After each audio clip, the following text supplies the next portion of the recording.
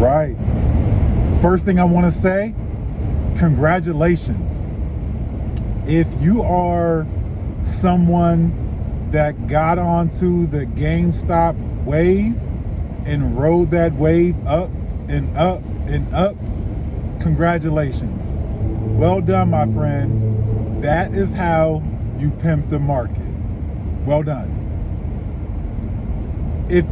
If you wanted to be one of those folks to ride that wave, you likely would have needed a plan, or you just would have needed some type of tip to get into that position at least a week ago, a month ago, maybe 2 or 3 months ago. If you were one of the Johnny come lately, you just recently came across the Wall Street bets and you just want to go purchase some shares of, and there's been a number of hyper growth kind of take down Wall Street stocks recently. I know the one that has really caught my attention would be GameStop, but there's also Nokia, Bed Bath and Beyond, BlackBerry, even Tootsie Roll, Wall Street bets and Tootsie Roll. I mean, the exponential growth from retail investors taking on Wall Street hedge funds, squeezing their short positions, which, yes, that's kind of what I think we got to talk about here to make sure. And you could have come to Money Moves 101 and got some of this vocabulary, but I want to really go into what is happening. What should you be thinking when you hear someone say going short or short position or short selling? And then what does it mean to squeeze that position? So that's what we're going to get into. But I wanted to say congratulations. If you are riding that wave, well played, sir. Well played, madam. Okay, this is what I was looking for before I go too much further. Kids, don't do this at home. Don't do this. Don't drive and do content at the same time. I mean, it's hands-free, but still, I just want you guys to be careful. I have a little more experience doing this than you all do. All right, so here we go. What is happening? Pimp to Market, Money Moves, Lee Group. What is happening with the stock market? Well, I think we really have yet the latest example of like history in the making. The stock market is not immune to 2020 and the remnants of 2020. The chaotic nature of our economy, our society, our landscape over the last 12 months appears to be continuing into 2021. I happen to like that. What we are typically hearing in the headlines, like right now it's about GameStop, that headline, and everyone's looking at Robinhood as a headline, and on a different context with some of the other craziness of 2020, it was really a lot of headline grabbing situations. But my thought on this is yet another example of systemic failure over a long period of time, and the best generation of Americans, the millennials, are armed with information and a little bit of capital, and daggone it, things are about to change. So it's not just isolated to GameStop, Robinhood, and the stock market. There's really been this convergence of what's going on to allow the climate for a 3,000% run up in a matter of a week. So let me get into it beyond the headline. So roughly a couple of months ago, maybe 2 months ago, 3 months ago, there was, I think it's Mitchell firm or Miller firm. There's a really large billion-dollar hedge fund that operates on Wall Street. And a couple of months ago, they took a short position on GameStop stock. That is another way of saying they collectively in their firm assumed that GameStop was dead in the water, bad business model. They would never be able to pivot into another business model to earn revenues and profits. Therefore, I'm going to bet my money that this company goes out of business in the near future. That is what that hedge fund thought. And so how does that play out on Wall Street? Because all I talk about in Pimp to Market is hyper growth over the long term and always thinking about long-term opportunities. And I really don't like getting into headlines per se. I think they move the needle. It's one of the components, but that's not like the fundamentals behind where I would put my dollars. And wherever you put your dollars is up to you. I have no control over that. I am not your advisor. I'm just a guy that enjoys building up some wealth over the long term. So with that being said, what does it mean to take a short position? Let's make it an easy calculation of $100, right? The share price, this is hypothetical. The share price of the Lee Group is at $100. And there's a firm, a hedge fund, that says the Lee Group has no way to be a viable business next year or even next month. I think it's only a matter of time before they go out of business. And because we know when you look at typical investment opportunities in the stock market, the revenues and profits and the likeliness to have future revenues and profits is what would determine your share price.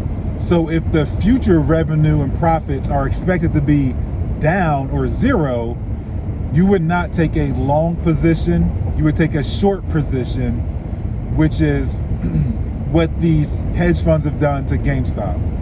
And so if that Lee Group share price is at $100 or GameStop stock is at $100, which in reality was like $2 or $3 just a couple of months ago. And so let's just stick with $100 for the example. If Lee Group is trading at $100 per share and you want to take a short position on Lee Group, you would assume that it's going to go less than $100 over the next couple of whatever that period of time is. And so you would borrow the shares, not buy. To take a short position, you would borrow those shares and then you would go sell those shares, right? There's a couple of transactions in here, so stay with me. You would borrow the shares at today's market price. You would then sell those shares at today's market price. But because you've taken a short position expecting them to go down, for this to go your way in your favor as a short position holder, hedge fund, you would need that stock price to go down to $90, to $80, to $70. Maybe it goes down to $10. Ultimately, if it goes down to zero, that's the best case scenario. But even if it just goes down, you sit in a position to gain profit because you borrowed the shares, you sold them at today's market price, but because you borrowed them, you've got to return them to who you borrowed them from. But when you return them, you only have to pay up today's market price. So if today is Monday, I take a short position on Lee Group at $100, borrow the shares for $100, I go out and then begin to sell them gradually. When I go to give those shares back to the market or put them back to the company, I only have to pay them today's market price. So I bought on Monday for $100. On Friday, the company's terrible, and so they're performing poorly, and the market's reflecting that. On Friday, it's down to $50 per share. So that hedge fund would then pay up to $50 per share on the position they've taken out, and the remaining $50 would be profit. They've only got to pay back that market price. So the difference in what it was when they purchased it, and when it goes down, they have to pay when the position closes, they pay that day's or that moment's market price for that stock. Now, this gets interesting for a couple of reasons. And I just want to give you some of this taking a short position information so you can understand where we're about to go, because I don't think the Reddit rebellion is over. I also don't think you should jump into it just because you've got a headline and it appears that the whole world and all of Facebook and TikTok is talking about it. Let's hold off, in my opinion. But I just wanted you to understand the idea and the fundamentals behind taking a short position. The person that takes a short position in the options world, it's like a put, right? It's a put. You're taking a put contract with an expiration date, and you've only got the hedge fund would only have to return that stock, the shares of that stock at the price it is for the later date, and they would anticipate it to go down. Now, this is really going to be interesting. These hedge funds typically have extremely high access to information, access to networks of individuals, extremely high access to financial tools that I don't have access to and you don't have access to.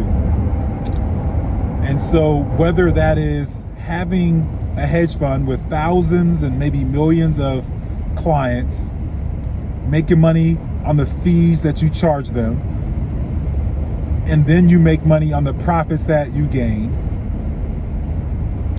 And then when you go to the New York Stock Exchange or the NASDAQ to take a position, as a hedge fund with so much capital, being allowed to take positions at 10x whatever your bankroll is. So if you're a hedge fund with $1 million portfolio, being able to take positions allowing you to go up to $10 million when you don't have that in your account. Like, there's just different financial tools and resources that the suits and ties and the hedge funds have access to that you and I don't have access to. And so what I think you're looking at, to come back to why you guys tap play on this video, GameStop, Reddit, rebellion, why is it happening? Maybe because those millennials in Reddit were in college in 2005, 6, 7, and you know, there was the financial downturn of 2007, 8, 9, and you know, even I could go back further and say there was a lot of market fluctuation around the dot-com bubble of 2000s, 2001s. I don't recall anyone asking who took short positions on the airlines prior to 9/11. That's a different conversation, but think about it. I don't recall, and there was a lot of conversation around the 2008, 2009 financial crisis and the recession, but the response from the market and response from Wall Street and response from the government was you had companies that are tanking, going down, down, down, but the response was take taxpayer dollars, you and I, and bail out the airlines, bail out the auto industries, because we can't afford to let these companies fail, although they've had all this information and financial tools and resources that the normal person doesn't have. The Fed and the government still decided it was a smart thing to do by bailing out these billion-dollar businesses. Okay, so they have the information, they have the resources and tools. They can take long positions or short positions with information that you and I will never have access to. Okay, that was a couple of years ago. So where are we now in 2020, 2021? We are in a world, and we'll talk about Robinhood at the end and why I'm upset with Robinhood. I'm not going to leave the Robinhood brokerage firm. I'm not going to leave the Robinhood app. I'm not going to leave the Robinhood family. I think there's more there's so much more that we have to learn. And what I want to tell you is Robinhood did a poor job communicating why on Wednesday night, Thursday morning, they stopped retail investors from being able to take positions to buy shares of GameStop or AMC or some of those other hyper growth companies. They thought they could just do a flimsy little email and say, due to volatile market conditions, some positions are off limit. I think that they missed an opportunity to double down on who they are, how they built up such greatness and such power by rocking the industry, really, truly democratizing Wall Street. That's how they started. They changed the landscape. They were the first brokerage to be fee-free, and all of the others had to follow suit. Without Robinhood, you and I probably are not even investing in this fashion right now. And so I think they had built up such an incredible track record, but they did a poor job of communicating why it appeared they were kind of hurting the average investor by stopping us from empowering ourselves and making our own free will financial decisions and protecting those hedge funds that as soon as the GameStop stock starts to decrease in value, they start to recoup funds. And so by only allowing folks to sell versus buy, when a company is facing enormous amounts of sell-offs, that drives their price down. And so ultimately Robinhood allowed some of those big hedge funds to recoup money. Now, there's a couple of factors as to why this played out on Robinhood the way it did. What you should be aware of is the same thing happened on Charles Schwab, TD Ameritrade, E-Trade. Robinhood was not the only online broker to halt the buying of GameStop. They were not the only ones.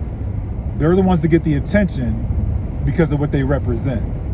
They represent a younger generation that does not have time for the BS. They represent a younger generation that is empowered, educated, active, and aggressive. They represent the future and change. And so it's really easy for CNBC, for Bloomberg, or the Wall Street Journal to say Robinhood retail investors, they're going to be left holding the bag. It's really easy to make Robinhood the headline because of what they represent. But understand that many brokerages stopped you from taking positions at that point in time. So Robinhood did a poor job of communicating. At first, I thought, okay, well, maybe it's their servers and there's just too much volume. There's too many customers and clients, so their servers can't keep up with this type of volume, and that's why things are being kind of screwed up. Maybe that's part of it. And then I thought, maybe, the truth is we're still learning. I'm still learning. You're still learning. So Robinhood's trying to protect us, and they don't want us to take on these highly risky positions. And so that's why they're stopping us from jumping into this GameStop hyper growth movement. So maybe it's the volume on the servers. Maybe they're protecting us because they know better than us. I hope that's not the answer. That's the answer. We got a problem. But then maybe, here's what I really put a lot of energy into over the past couple of days. I think if you know Robinhood, you know they're preparing to IPO in a couple of months. And so I think there is still a level of, while they are allowing us to democratize the financial industry, they still have to play in both worlds. So they still have to interact with Wall Street and the big banks that allow companies to enter the public market. There's still a level of, they have to do kind of by the rule book, and sometimes they got to do what they're told by the SEC, the Securities and Exchange Commission. So it's kind of like, they got to take it on the chin to allow us to still have access and freedom. but they backed off of that when they stopped us from being able to get GameStop. And so maybe it's because they were getting pressured from the big banks, the Morgan Stanleys of the world, right? Maybe there was that type of financial institution pressure, and the truth is, we're still in a pandemic, and so I think that could have been a thing because of how volatile our entire economy is right now. And so I don't know if our stock market could take any serious external blows without the whole thing caving and tanking, because right now the stock market is booming and doing really, really well, but it's like this kind of external pressure really tests the system, and that is what I opened up with, the system. Okay, so maybe it's the volume in the servers, maybe it's them trying to protect us because they know better, and maybe it's because Robinhood is getting pressured by the big banks and these hedge funds that they still have to go to run their actual business, right? So maybe there's some of that. At the end of the day, guys, I think I'm wrong on all three. I don't think it's I told you guys not to do this. Don't do what I'm doing right now, okay? This is not the safest way to bring content, but you get it. It's none of those three. They did a poor job of communicating how they actually fill orders.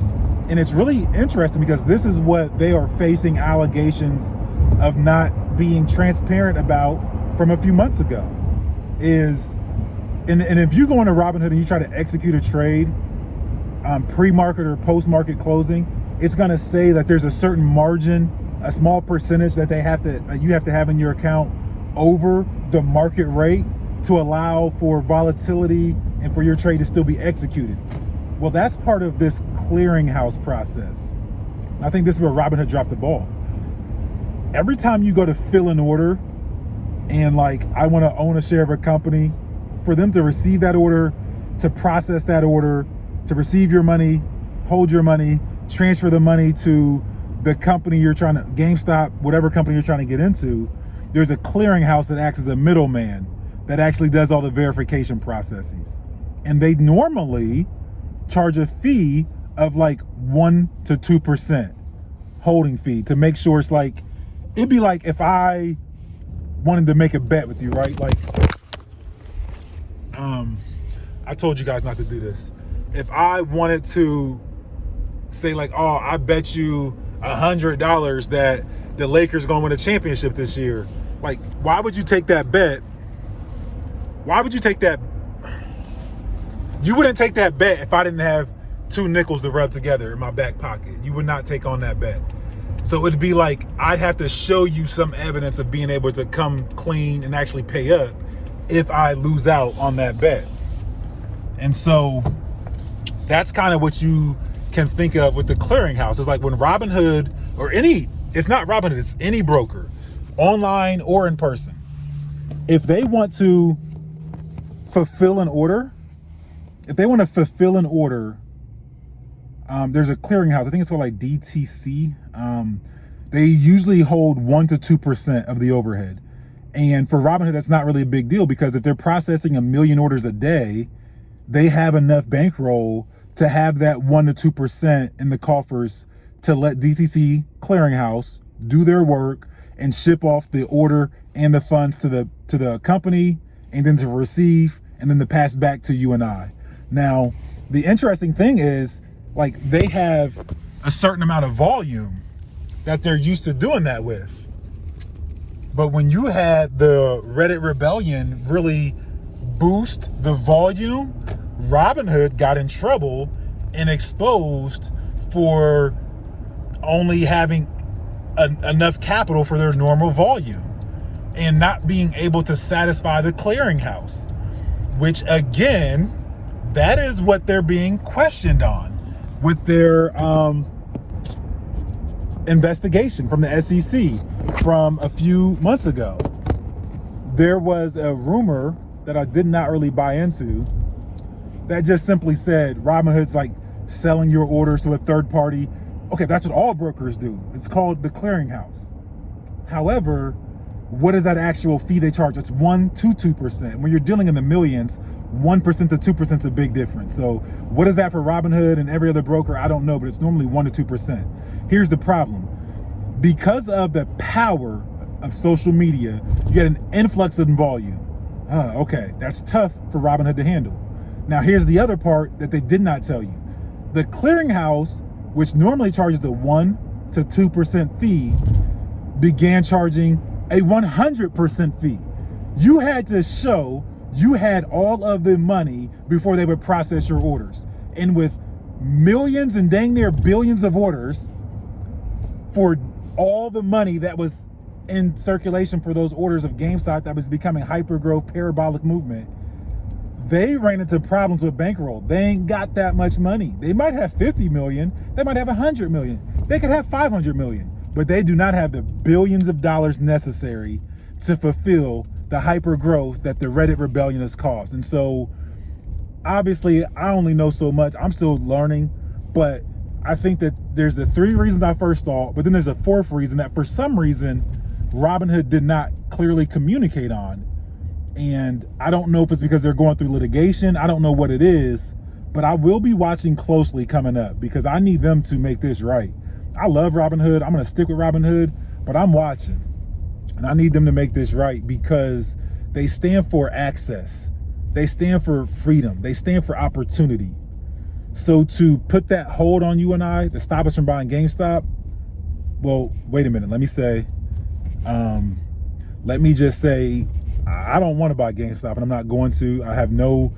There's no GameStop in my portfolio. So if you guys jumped in Money Moves 101, 102, 103, you'll know how I like to pimp the market. It's not GameStop.